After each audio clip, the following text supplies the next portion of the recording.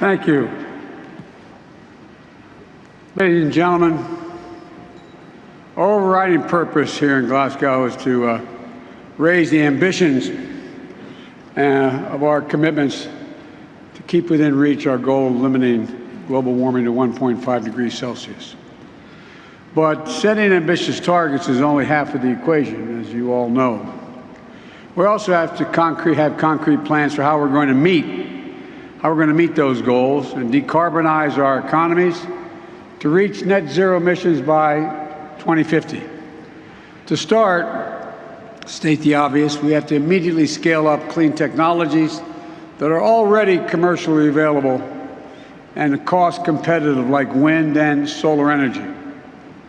In the United States, we set a goal of deploying 30 gigawatts of offshore wind by 2030, creating tens of thousands of good-paying union jobs for American workers, and meeting the power needs of almost 10,000 American homes every year.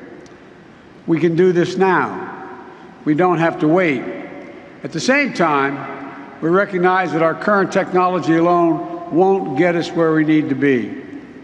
So it must also be a decisive decade for innovation, developing, demonstrating, and commercializing new clean energy technologies by 2030 so that they can be widely deployed in time to meet our 2050 net zero goals.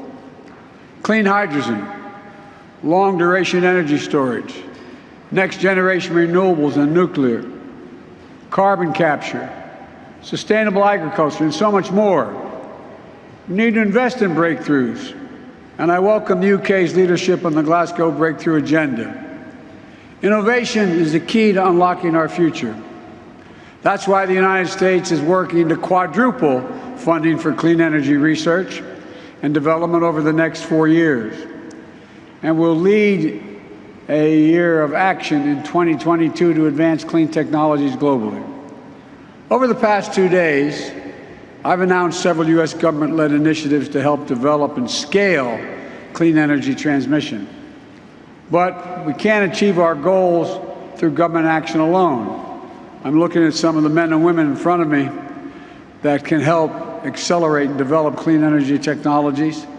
The United States and the World Economic Forum are launching the First Movers Coalition. So let me explain what the First Movers Coalition is, and I expect we already know. The First Movers Coalition is starting with more than 24 of the world's largest and most innovative companies. The coalition represents 8 major sectors that comprise 30% of the global emissions we now are dealing with.